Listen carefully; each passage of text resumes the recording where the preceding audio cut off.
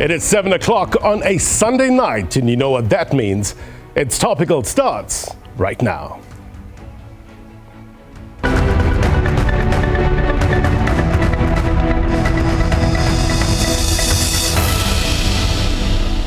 A very good evening to South Africa and those watching around the world. My name is Blaine Herman, and this is It's Topical. Our digital audience with us tonight, popping up in a short while. Good to see them as well. Looking forward to getting their questions and comments soon. Now, rapid, inclusive, and sustainable economic growth. That's the goal, right? As mentioned in President Cyril Ramaphosa's inauguration address. Couple of questions there. Will the next cabinet help or hurt the mission? Who's in, who's out, and what difference will it make in your life? The president also said that it is a moment when we must choose to either move forward together or risk losing all we have built. Now, here's another question. Is there a collective understanding of what moving forward means? If we are not seeing eye to eye in this regard, what will that mean for our immediate collective future? We will discuss.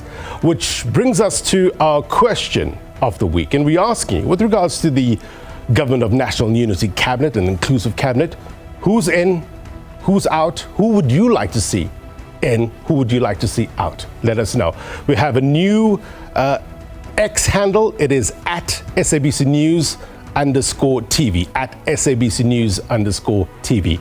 We're going to get you some perspective. That's coming up soon. Now, to our regular word on the street feature. We took to the streets of vibrant Gauteng, where we listened to the residents, their expectations in terms of the highly anticipated 7th Administration Cabinet reveal. And this is what you had to say.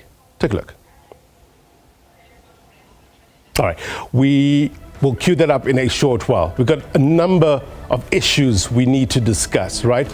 Also, an international perspective.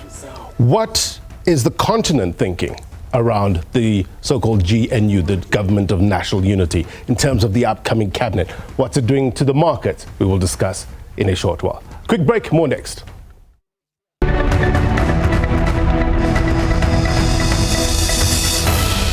Welcome back. You're watching It's Topical. As you know, context always important in this program. What we know and why it matters. Let me bring in SABC News International Editor Sophie Mokoena to help us unpack in terms of this Government of National Unity, a government arrangement and an international perspective. I want to start off. Let's put up some slides.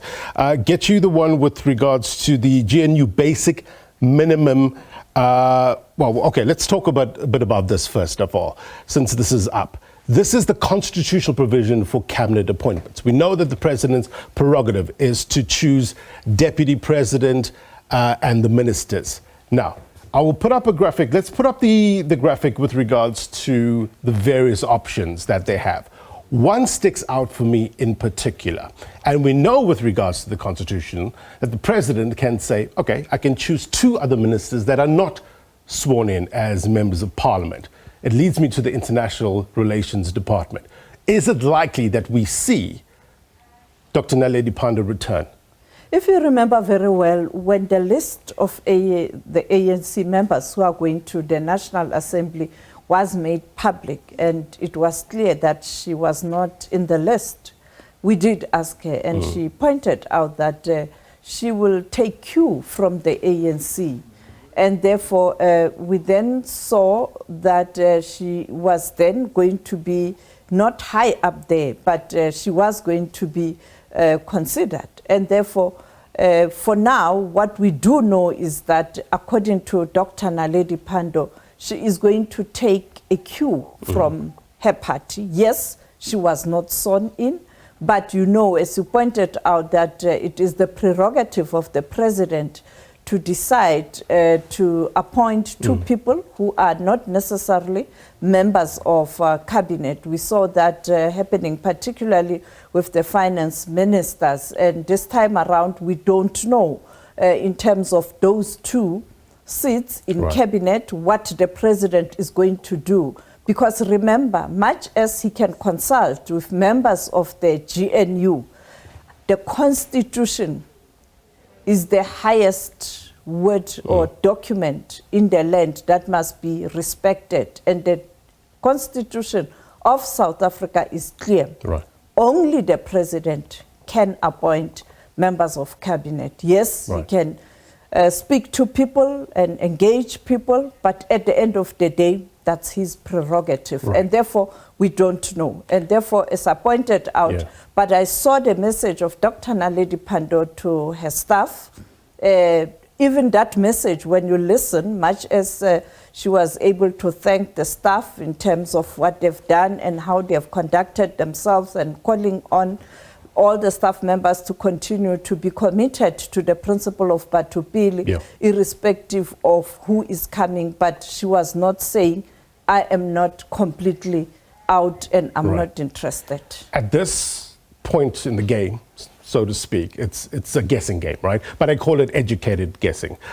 What do you think, though, will form part of the president's calculus when choosing a Minister of International Relations? We have the BRICS expansion coming up. We have matters before the World Court. Could that be a sway?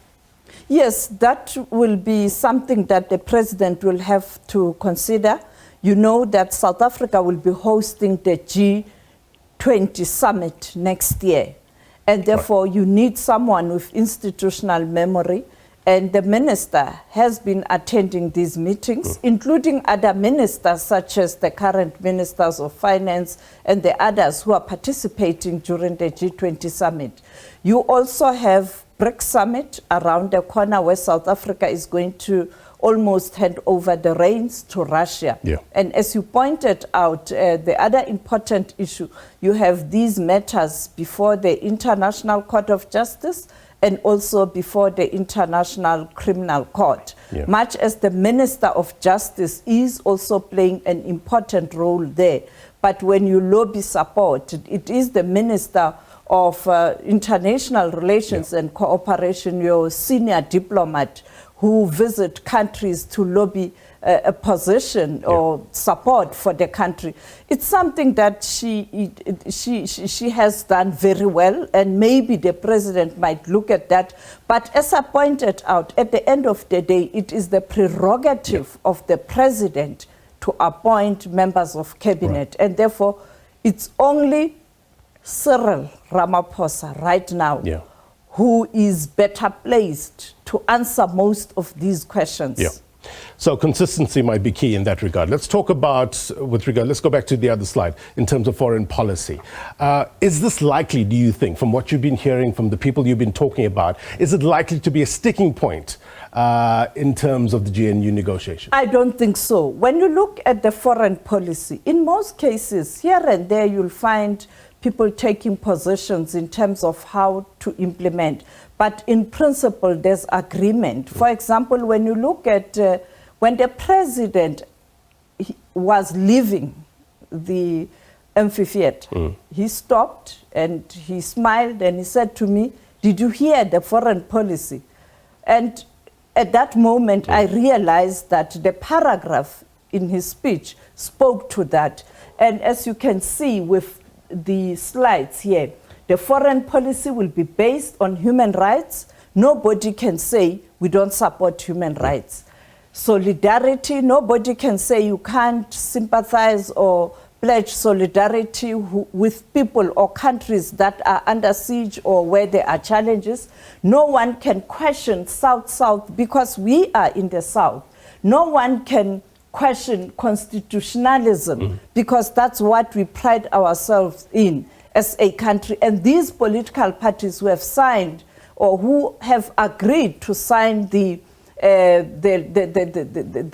statement of intent, it is a statement of intent, they all claim to support and uphold the Constitution and peaceful resolution of conflict. No one can say, no, we want a more aggressive way of intervening when there are conflicts. North, South, and African cooperation. We are on the African continent. There's no way any party can say, no, let's prioritize other regions. The national interest, it is the same. No one can say, I'm a leader and you don't put your country first. To achieve the African agenda, this is a developmental blueprint of the continent. And multilateralism, just and peaceful, equitable world. I mean, no one can question that. Well, if somebody does, sometime down the line, question it, what would be the converse? What would be the consequence of an incoherence among cabinet members as it relates to trade relations, as it relates to economic objectives of South Africa? At the end of the day, the CEO of the country, the president, will have a final word because he is the head of state. He is the one who's going to address these multilateral gatherings and institutions. I mean, in September, he has to go to the United Nations. He's the one who's going to talk about South Africa's position in terms of the agenda of the United Nations. He will be going perhaps to the midterm of the African Union. He will be speaking on behalf of South Africa. He has to go to Zimbabwe to the SADC summit. He's the one who's going to put forward South Africa's position, including the G20 in Brazil and also maybe in Russia, the BRICS summit. And therefore, he will find a way, a diplomatic way to ensure that there's synergy, but also whatever decision is taken by South Africa on these multilateral organizations, it is in sync with that clause 11.9 that speaks to the international foreign policy in relation to this, the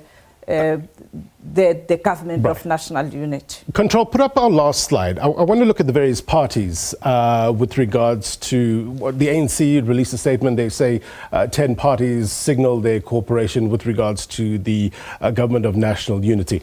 Give us a sense of this GNU formation or disarranged government as it compares to others on the continent globally. Coalition, multi-party coalition government. What sort of lessons can we learn? Well, the important lesson is to ensure that you constantly have meetings, to ensure that if there are issues to iron out, you are able to do that. Secondly, when you look at how he has handled this issue right now, many people are saying, we are waiting for announcement. It should have been on Saturday, it should have been on Sunday. But he is taking time because you want everyone on board so that when you finally make this announcement, even the nation can say he gave everybody a chance. He gave negotiations a chance and people to go and reflect. And therefore, I think it's some of the traits that you need as a leader of government of national unity or a coalition government or a grand coalition government around the world. You have to consult, but also you have to be patient.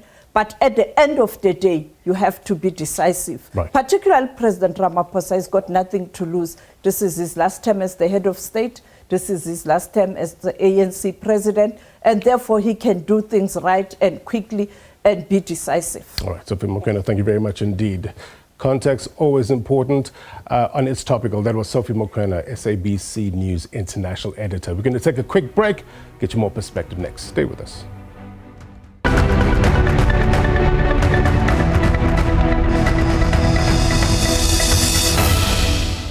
Welcome back. You're watching It's Topical. We are throwing forward to the National Cabinet announcement. When exactly will that be? Unclear at this stage, but rest assured, when we know, you will know. A couple of questions, right? What does an inclusive government of national unity cabinet look like? Should the president bring back previous ministers or completely appoint new ones?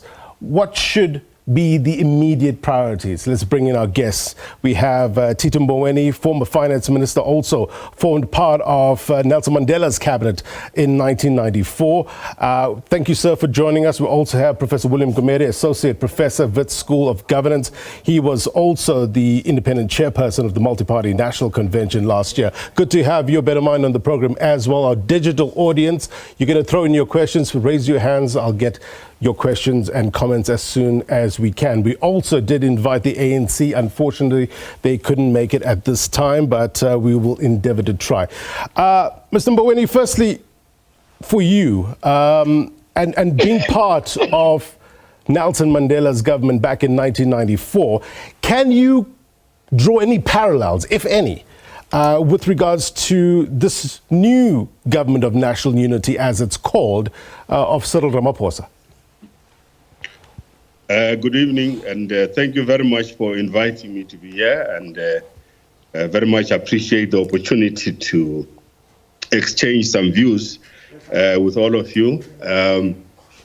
First of all, the environment is totally different. You must recall that in 1994, we were coming out of the negotiations that were taking place involving all the parties. And during those negotiations, it was agreed that an interim constitution should be agreed upon. And therefore, that constitution brought about a government of national unity. That government, is very important to note this, that government was a transitional government. It was to transit from the apartheid government to the new one that would be elected on the 27th of May, of April, I think it was. Now, that was a transitional government. It was composed based on the interim constitution. It was ANC, National Party, and Inkatha Freedom Party. During that process of this interim government, a constitution was being written, if you recall, and the constitution was finalized in 1996. And that government of national unity came to an end. The National Party left the government, but fortunately the IFP stayed on. So you had the government basically of the ANC and the Inkatha Freedom Party. Context is different now. Right.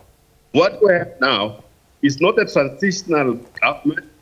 It's an attempt at trying to form a government because the elections were not decisive. No party was big enough to form a government on its own. And therefore, this is actually not a government of national unity at all. This is a coalition government of the parties which have not been able to get more than 50% of the vote. And I would like to insist on this. Conceptually, this is not a government of national unity we're talking about. We're talking about a coalition of parties to form a government. And I think that's very important. Is a GNU a Faustian pact? It's the question, sir, you asked on X. Faustian, my understanding is that it's basically something that is done for present gain without regard of future cost or consequence. What's your concern, sir? I want to emphasize once again that conceptually, we're not dealing with a government of national unity here. We're dealing with a coalition of parties to try and form a government. The danger that we have here is the following. And I thought I should make this point. When you have so many parties coming together to form a government, the question is then what happens of the distinction between the executive and the legislature? Will these parties in parliament behave differently to the way they would behave because they're part of the government? Maybe we should look at it differently. We should look at a situation where a few parties, maybe the ANC, DA, IFP, maybe the MK party, if they so wish, form the core of the government. The other parties probably would say, given this situation in which we are in, certain legislation we are going to agree with and others will not agree with in order to get the wheels rolling. And most important of the vote that must be held in Parliament will be the budget vote. Because if the budget is not passed in February or whenever that is, there will be no government whatsoever. So once again, a coalition government, not a government of national unity. We have to make a distinction between the executive and legislature in order to make sure that the separation of powers stays in place. Otherwise, we are having a political amoeba here. Professor Gumede, let me bring you into the conversation with regards to some of the sticking points and why this phrase is being used in many circles. And as I said, we did invite the ANC. We would like to get their take in terms of the internal conversations that were happening at the time. But what do you think we are harping on this, or people are harping on this term? No, thank you for inviting me. I'm very, very excited to be with you. I think let me just explain what is the difference between a government of national unity and a normal coalition. Now, in a normal coalition, you put together a coalition because no single party has the majority, and you just want to get over that 50% plus or so on to get your majority, and then you govern. And a government of national unity is a special kind of coalition. It's a coalition. Normally, what happens, it can happen when you don't have a majority party or party that's won, in our case, in South Africa's case, 50% plus, but you can also have it when a country is in a crisis, in a systemic crisis. Now, normally it could be a crisis after a civil war. I mean, we had our initial government of national unity as a transitional government of national unity in 1994. We came out of apartheid, we had to rebuild. So government of national unity is a real crisis. For example, in Zimbabwe, they had a government of national unity between Robert Mugabe and ZANU-PF and the MDC of Morgan Tsvangirai. Countries, deep crisis. I mean, so South Africa right now, no party has a governing majority, and at the same time, we're in certainly one of the biggest crises in memory. I mean, we've got unemployment over 42%. That on its own is one of the biggest crises that any country can face. I mean, these are beyond depression levels, unemployment. So we've got crime where 80 people on a day are murdered. Again, those sort of figures you only get in war zones. I mean, or in Gaza conflict or in Haiti. So that on its own is a systemic crisis. So that is why a government of national unity is important in our case. And a big thing and a reason why countries opt for a government of national unity in these sort of big systemic crises is it's an acknowledgement when you're in a crisis like that we've got right now, one political party on its own cannot deal with a crisis. One has to bring all of society, all of the political parties, but also not just the political parties, but the non-state resources, the ideas from civil society, the ideas and resources of business, of the professionals, of the academics. It really is almost like, I'll give you another example. In Japan, after the Second World War, when their country was destroyed, they had to put a pact together where the whole of society came together and almost co-govern to get them out of the crisis. So you want to get all of the energy of everyone in the country, all of the skill set, all of the ideas, all of the resources, and then move forward. So that really is historically the idea of a government of national unity. Right.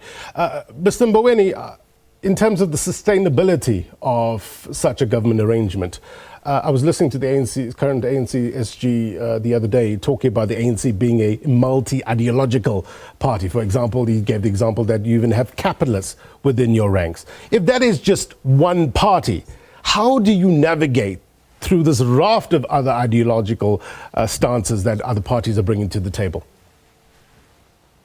Well, I don't know how they're going to do that. Good luck to them. It is going to be a very, very difficult process. But I want, Professor, I want us to talk a little bit about how, within the context of this political crisis that we have, Parliament is going to function. The difference or the separation of powers is going to work, the executive and the legislature, the National Assembly. And when the various committees of Parliament are formed, how they're going to be distributed amongst the parties in such a way as still to have robust debate, robust conversation, so that we can move forward. I think that the challenge that faces the political leadership of our country is how to constitute an executive and at the same time have a robust parliament that can challenge the executive. If you have everybody agreeing on a minimum program, at least, a minimum program to get us out of this political morass we're in, that's good. But what is that minimum program? From what I hear from the different parties, I don't think there's any agreement on any minimum program to be followed so far. And that minimum program will, for example, mediate the differences between the ANC and the DA, either on collective bargaining or on the national health insurance system or on the foreign affairs, on the war in the Middle East. They need to agree on something. Otherwise, this thing is going to collapse on the first day of its birth. Professor, the sticky points? Yes. So let me just say, how does one make a GNU work? And I should have said, all right, I mean, how can it work effectively? Because that's going to be the challenge. How to make it work. I think the first thing is not to include too many parties, or rather, as Tito Mboweni was just saying now, get a core group. So that's going to be very important to make it function effectively. So a core group of a smaller group become the core of the GNU, and then there's sort of an outside group,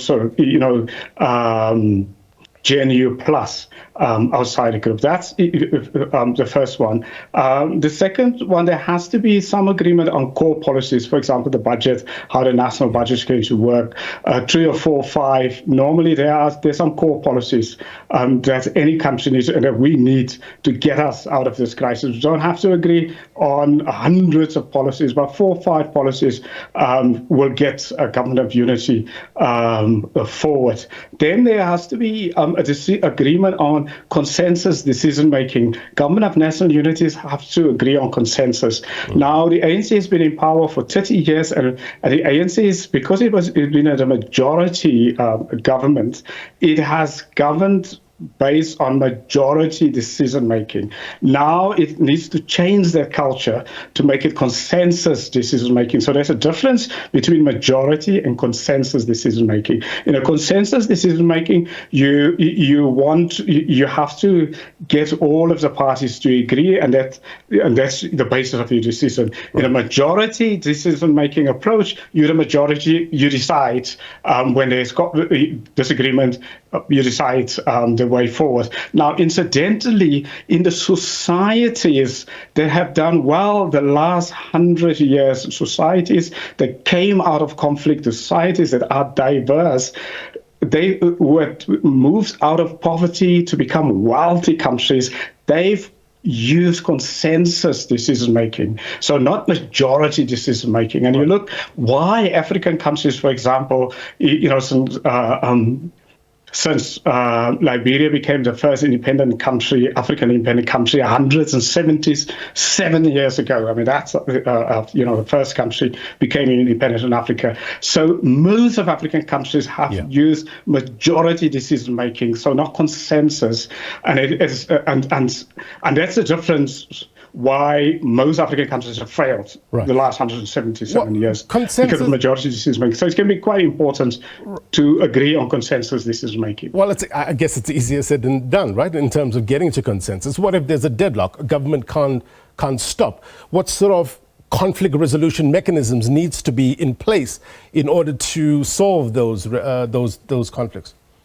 I mean, the first is to have to agree on a conflict resolution mechanism before the time. So right now, for example, it could be ombuds that they can agree on. They can, if there's a dispute, they could agree on to say, look, if there's perhaps they could put a figure. They could say, I mean, although now they've agreed on 60%, if there's a deadlock, 60%. Or the parties have collectively have 60% seats in the National Assembly. I think maybe that's going to be a very complicated one. They should rather decide on something totally different. That's the one way. And the second one would really be the maturity of leaders, because, in a conflict, you need maturity from leaders, and that is going to be a very, very big challenge.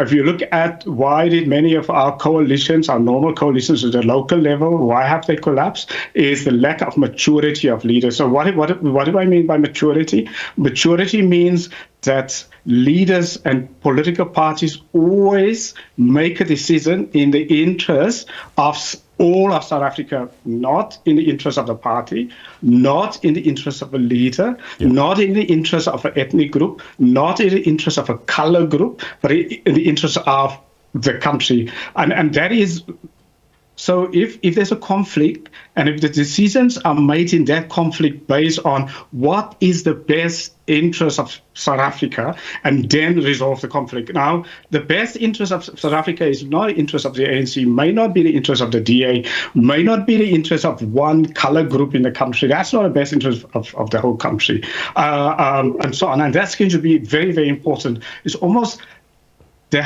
going to have to be a new learning by our political leaders of how to become grown-up politicians and not schoolyard politicians or student politics politicians. I guess the ultimate aim will be putting the people at the center of every decision making. I think that will be key. Okay, we're going to take a quick break. When we come back, we can go straight to the digital audience. They're going to put some questions to our guests in a short while. More next.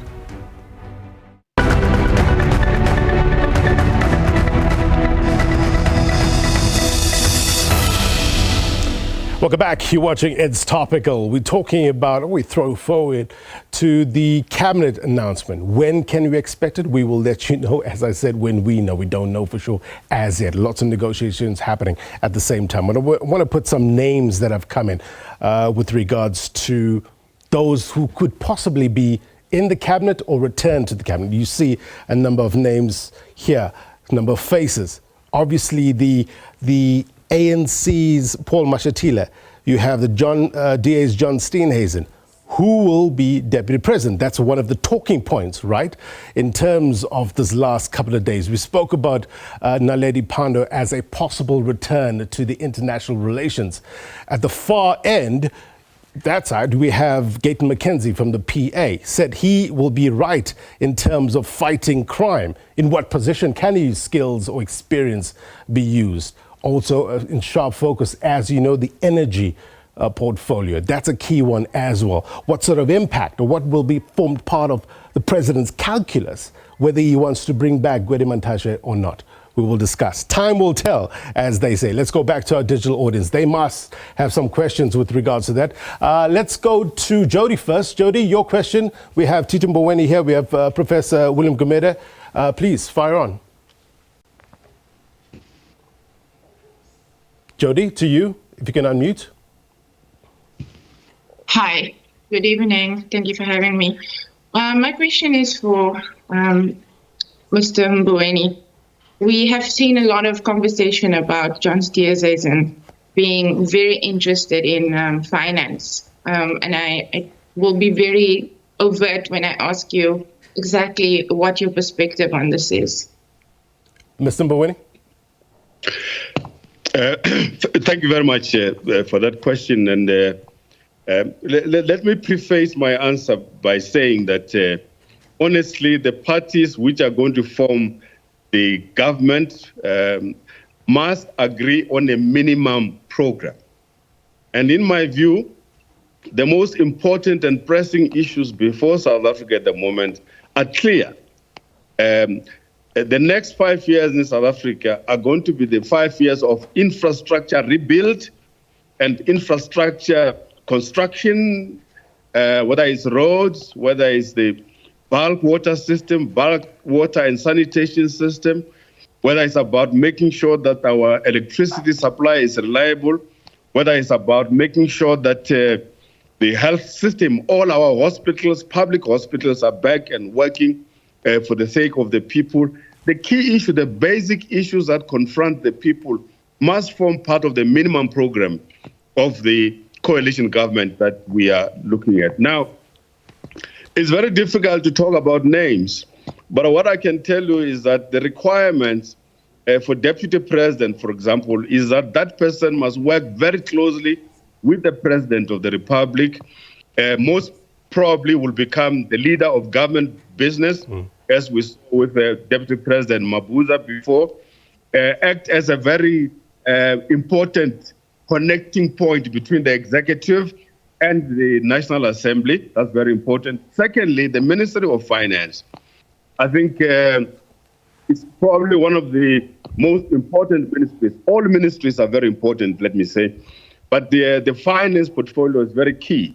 And you require there somebody who is going to work together with the National Treasury, South African Reserve Bank, the South African Revenue Services, the Financial Intelligence Center, and other related institutions in order to be able to go forward. And that person has to have a basic understanding of economics, let me say, and be able to work together with the other cabinet colleagues. A consensus-seeking person, but at the same time decisive and very firm when needs be. Who that can be, I don't know. In politics, to mention people's names is by giving them a poison chalice. I don't want to do that. Maybe you come at a different angle. Do you think Paul Mashatile has done enough to keep his job? Well, I think that he has not had sufficient time to settle down. It was a very short period of time. Many South Africans have not yet got to know him, to know his strengths and weaknesses. It was a really very short space of time. But he is a deputy president of the ANC, and therefore it should be expected, naturally, that he will become the deputy president or one of the deputies president should they elect to have two. But most certainly, I think he's a former premier of Gauteng. He was MEC of Finance. He was also in the National Executive as a Minister for Arts, Sports and Culture. He's fairly well known in the financial markets in Johannesburg, and increasingly was beginning to be known in the financial capitals of the world, and somebody that I think people were beginning to be comfortable with. Right. Whether substantively in that kind of coalition government is going to be able to function properly, I don't know. But in terms of the required characteristics, I think he has. I'm sorry, Paul, I hope I'm not giving you a poison chalice. I just want to pick up on something that you mentioned. You said maybe deputy presidents, plural. Do you think that's a possibility? Because that will need a constitutional change, right? Well, given the fact that there seems to be a mobilization of as many parties as possible, if one of the minimum program items is to have two deputies president, I think they can do that. But there has to be justification, not just at the political level, but at the cost structure level, because these things cost money, you know, our taxpayers' money. So therefore, I think it's possible. Nothing is not doable, as they say, you know, ex Africa semper aliquid novi. So it's possible. Prof. Gumede, weigh in on that?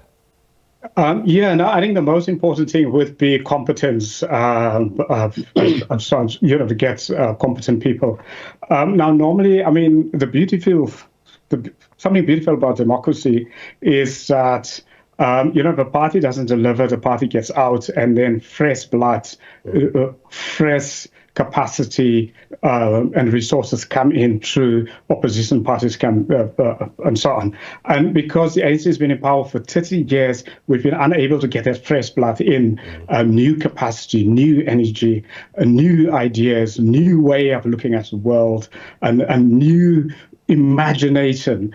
And normally, because the ANC got 40% of the opposition collectively, 60%, the ANC is in a way lucky to be in power because the opposition should have been able in any other country to put together a government and put the ANC on the opposition benches. But the opposition were unable to do that. So now the fresh blood and the fresh resources and fresh energy has to come through the GNU partners, the new partners of the ANC. And that really is going to be important. Now, just from a specific positions, I also don't want to put names to it, but it is going to be critical.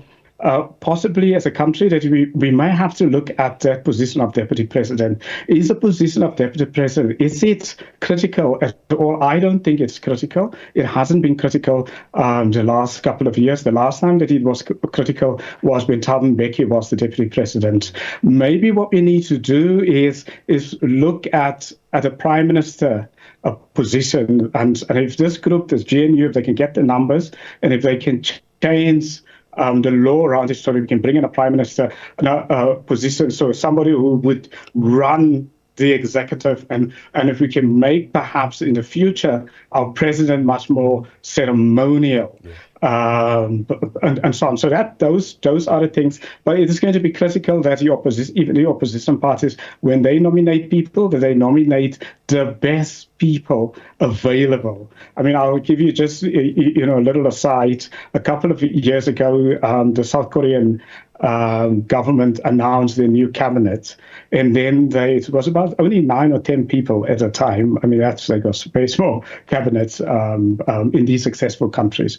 And the then president of South Korea asked his nation, and he said, if there is anyone in South Korea that can come up with a name that is better for any of the portfolios than the people he appointed. So anyone in the country, or even anyone with South Korean in the world outside the country, he will replace the people with that individuals. And that is at the heart, competence is at the heart of the difference between poor countries struggling, and countries that are prospering. I saw Lebohang's Now, if I could say, Professor, the point you're making is very important.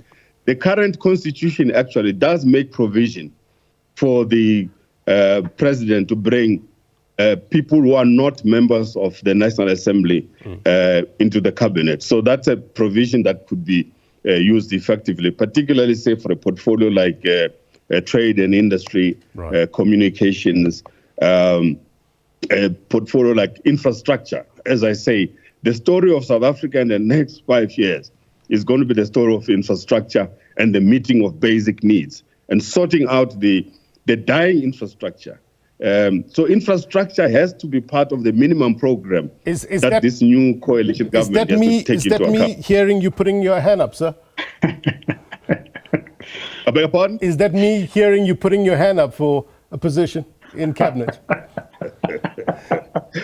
I think I'll make sure that my phone is switched off. Lebohang, I saw your hand up going immediately when the professor started talking about a prime minister. Your question, comment? Okay, so Mr. Mboweni and Mr. Gumede have touched on competence and experience, which I think are very, very important when it comes to choosing cabinet members. But I just want your opinion, Mr. Mboweni. Do you think that the people that were mentioned in the Zondo Commission inquiry should be part of the new cabinet? All right, let me take Bopelo. He also has his hand up, and then Mr. Mboweni can answer. Hi, everyone. My question is based on the cabinet appointments. As we've seen throughout the years, the ANC has been struggling to rebuild its image and credibility following the years of corruption scandals, as seen with the Jacob Zuma presidency. So Ramaphosa's administration has made strides in addressing these issues, such as the establishment of the Zondo Commission, as she mentions, to investigate the state capture. However, the public remains worried, and there's a strong demand for ethical government and competent leadership in the cabinet to restore trust. So how can Ramaphosa ensure that his appointments are based on merit rather than political expedience? That was to Professor Gumede's point as well. We'll get quick comments. I just want to take Batsetsana and then we'll get closing comments.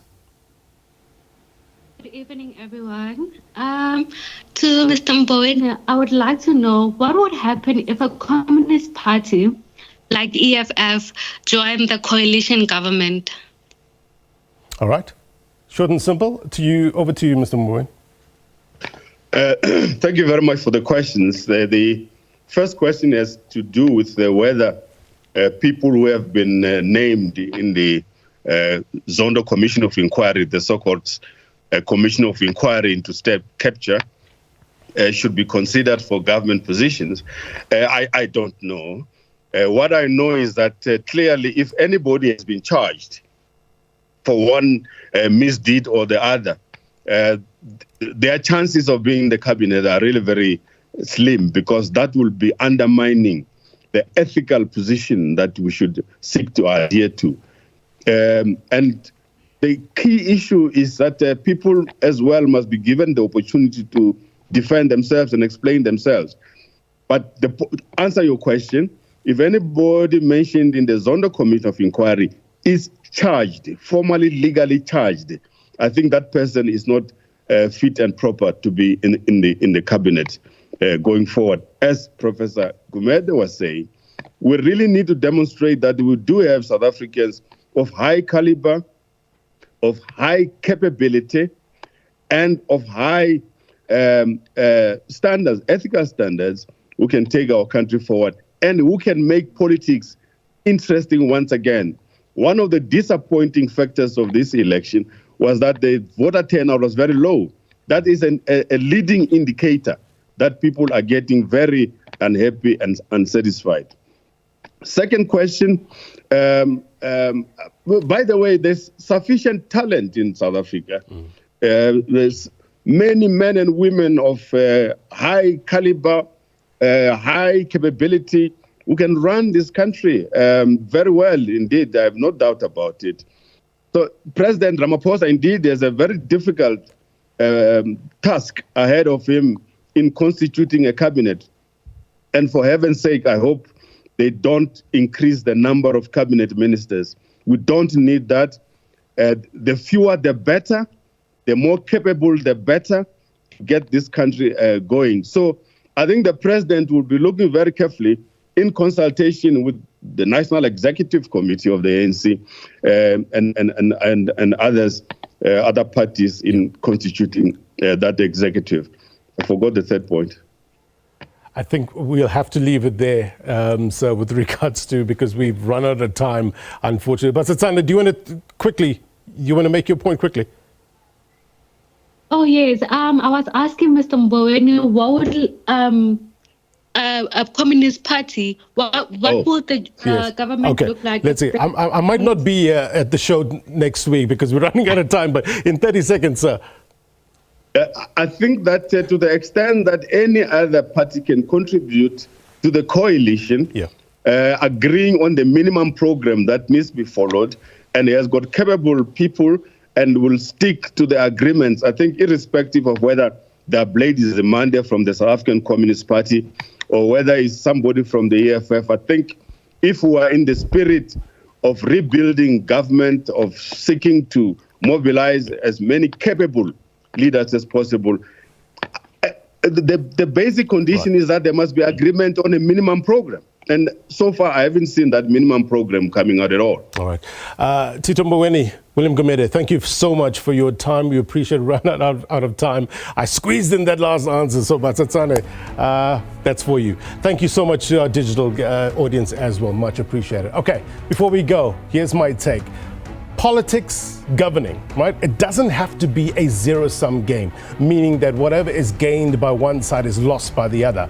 How do we ensure that we get it right? One way is by making communities your star players. Citizens must be put at the center of all decisions. In principle and in practice, they win, you win. Am I being reductive? Perhaps. But we need to set the bar much higher. Aim for the stars and you might get the moon. That's how the saying goes, right? I know it's far easier to criticize than to fix. And there's a lot of unknowns, especially this week. But one thing's for sure, people don't want excuses anymore. And by all accounts, the sentiment is simple. Get it done. And that's my take. If you missed anything, be sure to watch this program of It's Topical on YouTube. Democracy 30 up next with Oliver Dixon. Have yourself a great week ahead. I'll chat to you next week. Take care. Bye-bye.